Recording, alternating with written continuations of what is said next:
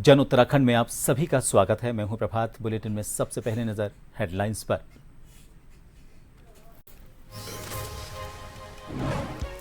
देहरादून में रजत से स्वर्ण की ओर कार्यक्रम का समापन। सीएम धामी ने छात्र छात्राओं को किया संबोधित। कहा, सरकार हर क्षेत्र में विकास के नए कीर्तिमान कर रही स्थापित।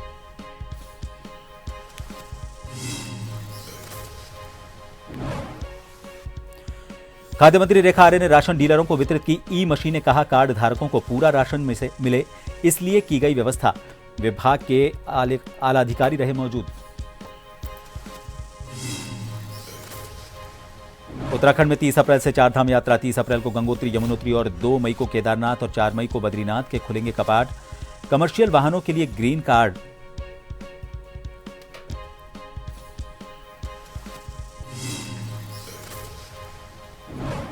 लोहाघाट के मौड़ा गांव में 76 साल बाद बनी सड़क। पहली बार वाहन पहुंचने से ग्रामीणों में जश्न, बांटी मिठाई।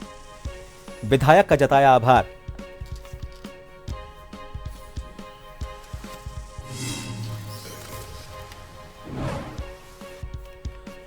देहरादून में बदलते मौसम को लेकर सतर्क।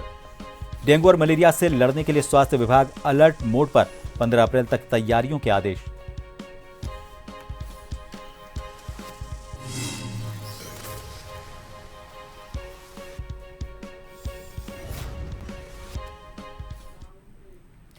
देहरादून में मुख्य सेवक सदन में आयोजित रजत से स्वर्ण की ओर कार्यक्रम के समापन पर सीएम धामी ने शिरकत की। प्रदेश भर से आए छात्र छात्राओं को उन्होंने संबोधित किया। इस अवसर पर विद्यार्थियों द्वारा प्रस्तुत विभिन्न सांस्कृतिक और शैक्षिक कार्यक्रमों का अवलोकन किया। सीएम धामी ने कहा कि प्रदेश सरकार हर क्षेत्र में विकास के नए कीर्तिमान स्थापित कर उत्तराखंड को सशक्त और आत्मनिर्भर राज्य बनाने की दिशा में लगातार काम कर रही है। राज्य स्थापना के स्वर्ण जयंती वर्ष को लक्ष्य मानते हुए हम योजनाओं को प्रभावी ढंग से क्रियान्वित कर समग्र विकास का खाका तैयार कर रहे हैं।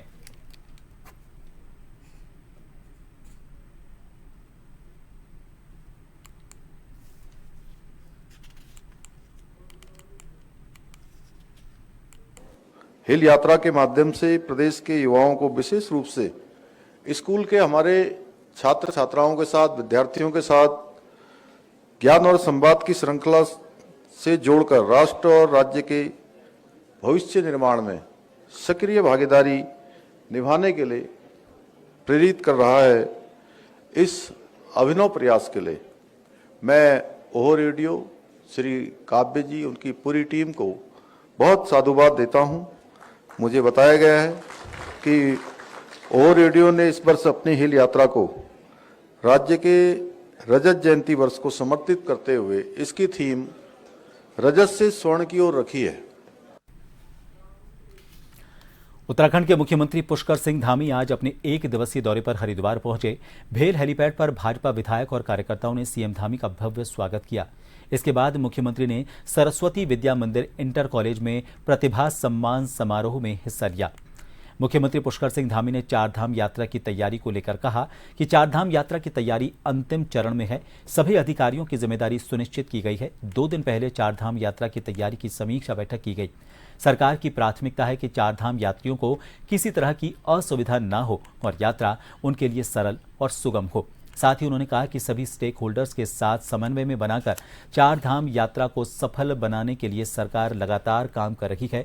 वहीं वक्फ बिल संशोधन कानून पर मुख्यमंत्री ने कहा कि ये एक ऐतिहासिक कदम है। उत्तराखंड में भी हजारों वक्फ बोर्ड की संपत्ति से जुड़े हजारों मामले हैं।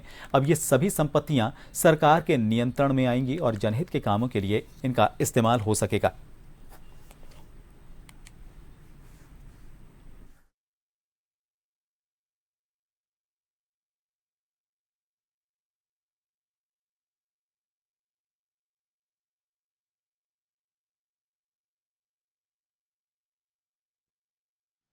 हमारा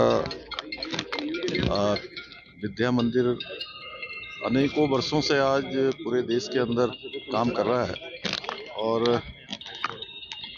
लाखों 35 लाख से भी ज़्यादा विद्यार्थी पूरे देश के अंदर आज विद्या मंदिर के और शिशु मंदिर के में जो है शिक्षा प्राप्त कर रहे हैं। यहाँ भी अच्छा विद्यालय बना है, स्मार्ट क्लासेस बनी है, अच्छा स्कूल बना है हाईटेक तरीके से। अब जैसे जैसे विकास विस्तार आगे बढ़ रहा है तो ये विद्यालय भी हमारे आगे बढ़ रहे हैं और इनमें पठन पाठन के साथ ही राष्ट्रभक्ति है, हमारे संस्कार हैं, हमारी पद्धतियां हैं, वो सभी सिखाई जाती हैं, अनुशासन है। मुख्यमंत्री पुष्कर सिंह धामी ने बीते दिन खटीमा में सैनिकों के सम्मान कार्यक्रम में शिरकत की। इस दौरान उन्होंने कुछ घोषणाएं भी की, जिसमें 60 वर्ष से ऊपर के पूर्व सैनिकों और वीर नारियों को बद्रीनाथ धाम की यात्रा सरकार की ओर से कराई जाएगी। साथ ही परमवीर चक्र विजेता के सम्मान में राज्य सरकार की ओर से 1.5 करोड़ रुपए दिए जाएंगे। मुख्यमंत्री की इस घोषणा को पार्टी प्रवक्ता ने सैनिकों के सम्मान में बताते हुए कहा कि उत्तराखंड सैनिक बाहुल्य प्रदेश है और इन घोषणाओं के माध्यम से मुख्यमंत्री ने सैनिकों को उचित सम्मान दिया है। उन्होंने कहा कि भाजपा की केंद्र ही नहीं बल्कि राज्य सरकार भी सैनिकों के कल्याण में काम करती आई है और आगे भी करती रहेगी।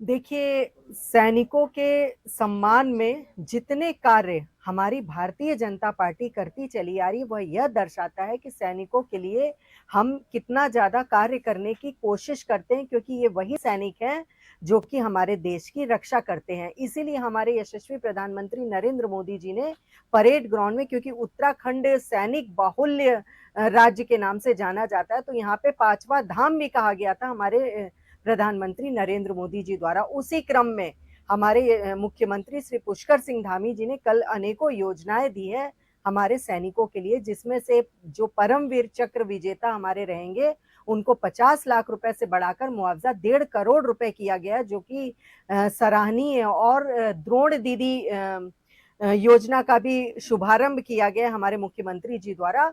और जो हमारी महिलाएं हैं, सैनिक बुजुर्ग महिलाएं हैं, उनको, वीरांगनाएं हैं, उनको फ्री में बद्रीनाथ धाम के दर्शन भी कराया जाएगा, जो 60 वर्ष से ऊपर की हैं।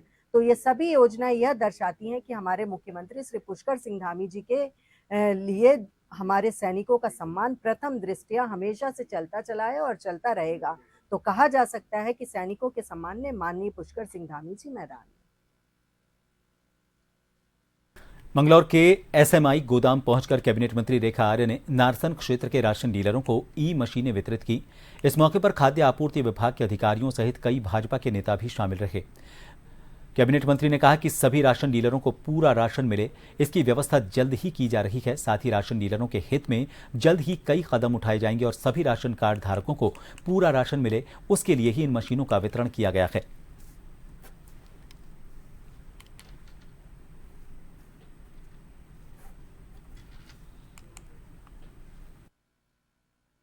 देखिए, आज हमारा जो पीडीएस सिस्टम है, जो हम लोग चाहे मुफ्त खाद्यान्न योजना चलाते हों, चाहे हम राज्य खाद्य योजना चलाते हों, अब ये सभी योजनाएं जो हैं वो ई पॉज मशीन यानी कि ई पीडीएस सिस्टम से अब संचालित होंगी। पायलट प्रोजेक्ट के रूप में अभी हम लोग हरिद्वार से इसकी शुरुआत कर रहे हैं और यहाँ उधम सिंह नगर से हम इसकी शुरुआत कर रहे हैं। निश्चित रूप से यह एक कोशिश है क्वालिटी को भी क्वांटिटी को भी हमारे लाभार्थी तक में एग्जैक्टली उतना ही पहुंचे, ये सुनिश्चित करने वाली ये व्यवस्था है। इसमें पूरी तरीके से जो हमारा बायोमेट्रिक व्यवस्था है उसको सुनिश्चित करता है। एक्चुअल का जो लाभार्थी है उसको कितना राशन अनुमन्य है उतना ही राशन वो अब इस ई पॉज मशीन के माध्यम से वह देख पाएगा, जान पाएगा। रामनगर में लखनपुर चुंगी पर युवा कांग्रेस के जिलाध्यक्ष सुमित लोहनी के नेतृत्व में कार्यकर्ताओं ने केंद्र सरकार के खिलाफ जमकर नारेबाजी कर प्रदर्शन करते हुए सरकार का पुतला दहन किया। जिला अध्यक्ष सुमित लोहनी ने कहा कि केंद्र सरकार द्वारा गैस और पेट्रोल और डीजल के दामों में की गई वृद्धि देश की जनता के हित में नहीं है। उन्होंने कहा कि लगातार सरकार द्वारा इस प्रकार की आवश्यक वस्तुओं में वृद्धि कर देश की जनता के साथ खिलवाड़ किया जा रहा है। उन्होंने कहा कि सरकार बेरोजगारी दूर करने में पूरी तरह नाकाम साबित हो रही है, तो वहीं बेरोजगारों को रोजगार देने की बात करने वाली सरकार आज अपने वादे से मुकर रही है। उन्होंने कहा कि आज देश और उत्तराखंड में लगातार महंगाई और बेरोजगारी चरम सीमा पर पहुंच गई है।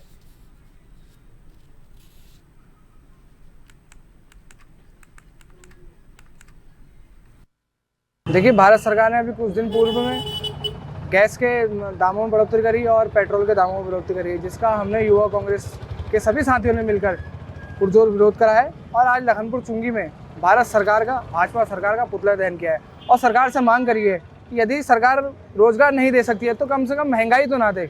आप बात करते हैं कि हम रोजगार देंगे, हम महंगाई कम करेंगे, ना तो हमारे देश में युवाओं को रोजगार मिल रहा है, ना हमारे देश में हमारी महिलाओं को गैस के दामों में कमी मिल रही है, ना हमारे युवाओं को, हमारे जो कारोबारी लोग हैं जो दिन भर गाड़ियों से चलते हैं और गाड़ी चलाते हैं, उनके लिए तेल में कमी हो रही है। तो जिसके विरोध करते हुए हमने आज पुतला दहन कराया और सरकार से मांग करी कि जल्द से जल्द देश में खुशहाली लाए और देश में रोजगार बढ़ाएं और देश में बढ़ती महंगाई को कम करें।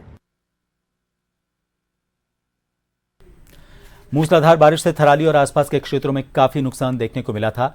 रामलीला मैदान के पास सिपाही गधेरे में मलबे से जहां 2 वाहन दब गए थे, वहीं नासिर बाजार में गधेरे के उफान पर बहने से गधेरे का पानी नासिर बाजार में आवासीय मकानों और दुकानों तक पहुंच गया था। सुबह तक भी लोग अपने मकानों और दुकानों से बारिश का मलबा हटाने में जुटे हुए थे। अवरुद्ध मार्गों को देर रात ही निर्माणदायी संस्थाओं ने यातायात के लिए खोल दिया था। गुरुवार को थराली विधायक भूपाल राम टमटा ने आपदा प्रभावित क्षेत्र का निरीक्षण किया। नगर क्षेत्र थराली में नगर पंचायत अध्यक्ष सुनीता रावत ने भी आपदा प्रभावित क्षेत्र का निरीक्षण किया।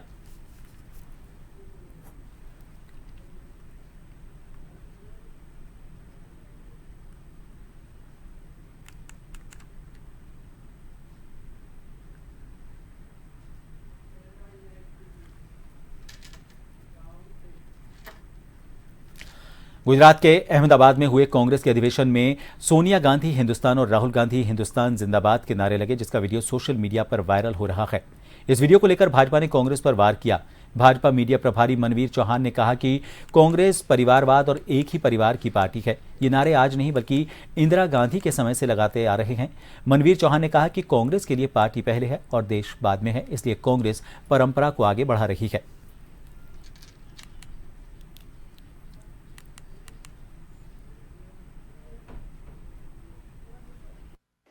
कांग्रेस पार्टी परिवारवाद की पार्टी है और वो एक ही परिवार की पार्टी है, ये इस बात को प्रमाणित करता है। पहले भी जब इंदिरा गांधी जी उनकी नेता हुआ करती थी, तब भी Indira is India, India is Indira के नारे खूब लगाए जाते थे। इसलिए जो अब नारे लगाए गए हैं तो निश्चित रूप से कहीं न कहीं कांग्रेस की परंपरा चल रही है, उस परंपरा को आगे बढ़ा रहे हैं और ये प्रमाणित इस बात को करते हैं कि कांग्रेस पार्टी के लिए देश पहले नहीं है और उनके लिए कोई विचार पहले नहीं है। उनके लिए पहले उनके परिवार जो पार्टी उनको कहा जाता है वही परिवार के लिए सर्वश्रेष्ठ है। लोहाघाट विधायक खुशहाल सिंह अधिकारी के प्रयासों से लोहाघाट ब्लॉक का सीमांत मोड़ा गांव आजादी के 76 साल बाद सड़क सुविधा से जुड़ गया है। पहली बार गांव में वाहन पहुंचने पर ग्रामीणों ने जश्न मनाया और मिठाई बांटते हुए एक दूसरे को बधाई दी। साथ ही विधायक खुशहाल सिंह अधिकारी का आभार जताते हुए उन्हें धन्यवाद दिया। गांव के पूर्व सैनिक नायब सूबेदार केदार सिंह बोरा, पूर्व सैनिक हवलदार दिलीप सिंह और सामाजिक कार्यकर्ता रोशन द्वारा गांव को सड़क मार्ग से जोड़ने के लिए लंबे समय से संघर्ष किया जा रहा था। आखिर उनका संघर्ष रंग लाया और आजादी के 76 वर्ष बाद मोड़ा गांव में वाहन पहुंचा। वाहन पहुंचने पर ग्रामीणों की खुशी देखने लायक थी। विधायक जी का बहुत बहुत आभार व्यक्त करता हूं, जिन्होंने बहुत संघर्ष के बाद हमारा संज्ञान में लेते हुए पूरे हमारे क्षेत्र के जितने भी ग्रामवासी हैं उनको सीमांत क्षेत्र में रोड पहुंचाने का काम किया है, सराहनीय काम किया है। आज तक काफ़ी लोगों ने, जनप्रतिनिधियों ने वहां कोशिश की लेकिन रोड नहीं पहुंच पाई। इस बार विधायक जी के संज्ञान में डाला गया तो उन्होंने बहुत बड़ा बेड़ा उठाकर हमारे गांव को ये सुविधा दी, जिससे हमारे गांव के सभी वासियों को इसका लाभ मिलेगा। जहां कृषि कर रहे किसानों को भी काफ़ी इसमें मदद मिलेगी। जो रोड तक लाने में असमर्थ थे वो काफ़ी किसानों को बढ़ावा मिलेगा।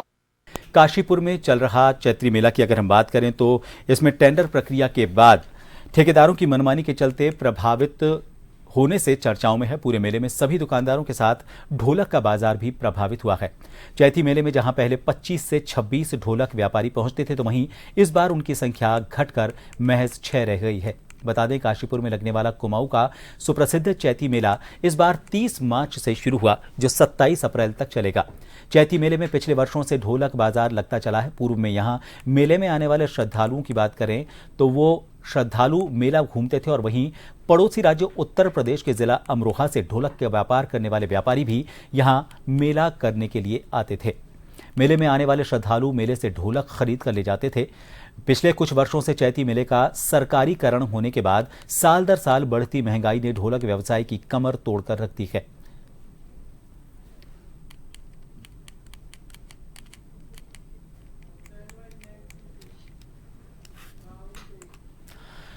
उत्तराखंड के कई जिलों से आए टैक्सी यूनियन पदाधिकारियों ने हल्द्वानी में प्रेस कॉन्फ्रेंस करते हुए ऐलान किया कि अगर सरकार ने उनकी समस्याओं का समाधान नहीं किया तो 12 तारीख से कुमाऊं क्षेत्र की सभी टैक्सी सेवाएं बंद कर दी जाएंगी। यूनियन की सबसे बड़ी नाराजगी नैनीताल में टैक्सी पार्किंग और एंट्री फीस को लेकर है। उनका कहना है कि पहले जहां टैक्सी पार्किंग 100 रुपए थी, अब उसे बढ़ाकर 500 रुपए कर दिया गया है। नैनीताल की एंट्री फीस भी 300 से बढ़ाकर 500 रुपए कर दी गई। यूनियन नेताओं का साफ कहना है कि इस फैसले से टैक्सी चालकों की रोजी रोटी पर संकट आ गया है। पर्यटन सीजन शुरू हो चुका है, लेकिन ऐसे भारी शुल्कों के कारण पर्यटक भी टैक्सी का इस्तेमाल करने से बच रहे हैं।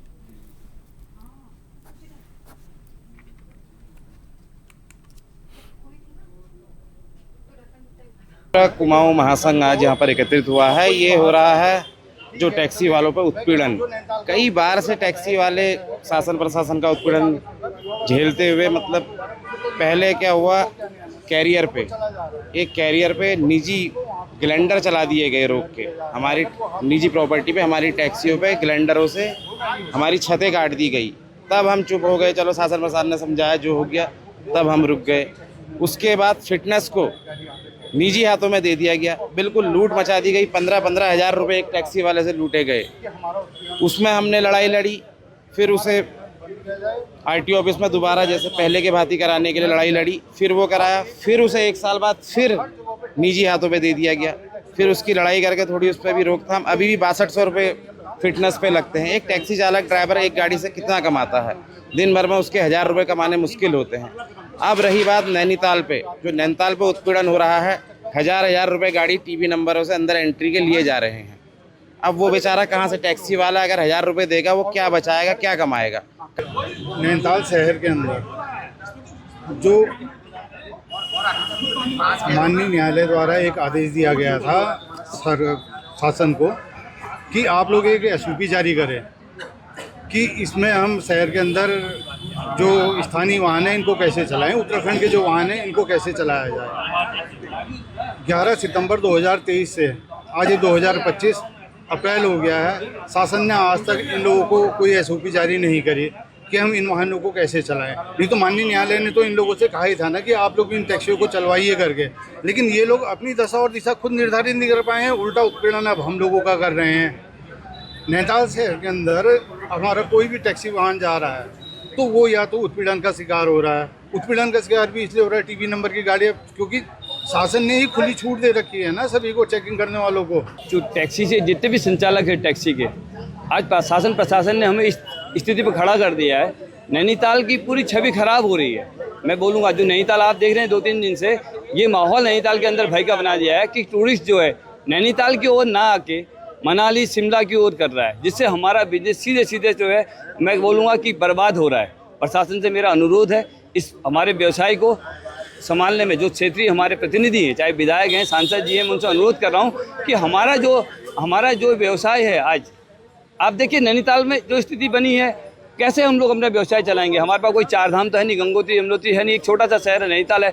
अगर आप जैसे कोई भी टूरिस्ट उत्तराखंड में प्रवेश करता है तो नैनीताल से एंट्री करता है, और नैनीताल में ही आप देखिए नैनीताल के अंदर हम जब घुस रहे हैं तो प्रशासन हमें जाने नहीं दे रहा है। मैं कह रहा हूँ आपको, अगर आप बोले 2017 की बात की गाड़ियाँ नहीं आएंगे तो आप ठीक है, हमें जगह बता दीजिए कहाँ तक हम जा सकते हैं। और जहाँ तक टोल का सवाल है, ये पार्किंग का सवाल है, हम उसका विरोधी नहीं है, नगर पालिका की आए आप बढ़ाइए, लेकिन 500 रुपये अगर 2 मिनट के लिए कोई गाड़ी जा रही है, इसको 500 रुपये की पार्किंग मत कीजिए। आप 50 रुपये घंटे के हिसाब से लीजिए, हम ले देंगे। उसमें लोकल आदमी को ये लॉलीपॉप मत दीजिए जो लॉलीपॉप दे रहे हैं कि हम 25 रुपये घंटा देंगे निजी वाहन को। उत्तराखंड की विश्वविख्यात चारधाम यात्रा 30 अप्रैल से शुरू होने जा रही है, जिसमें 30 अप्रैल को गंगोत्री और यमुनोत्री, 2 मई को केदारनाथ और 4 मई को बद्रीनाथ के कपाट खोले जाएंगे। चारधाम यात्रा के दौरान बड़ी संख्या में निजी और कमर्शियल वाहनों की आवाजाही उत्तराखंड में देखने को मिलती है, जिसकी वजह से उत्तराखंड में वायु प्रदूषण का खतरा बना रहता है, जिसके लिए राज्य सरकार ने किसी भी कमर्शियल वाहन के लिए ग्रीन कार्ड अनिवार्य किया है। उत्तराखंड परिवहन विभाग के ई पोर्टल के जरिए कमर्शियल वाहन चालक ग्रीन कार्ड के लिए आवेदन कर सकते हैं। आवेदन की प्रक्रिया 11 अप्रैल से शुरू कर दी जाएगी। आरटीओ प्रवर्तन अधिकारी अनीता चंदोला ने बताया कि 13 सीटर और उनके ऊपर के वाहनों को 15 दिन के लिए ग्रीन कार्ड दिया जाएगा, जबकि चारधाम के अलावा किसी और जगह पर जाने वाले कमर्शियल वाहनों को भी 15 दिन के लिए ही ग्रीन कार्ड उपलब्ध होगा।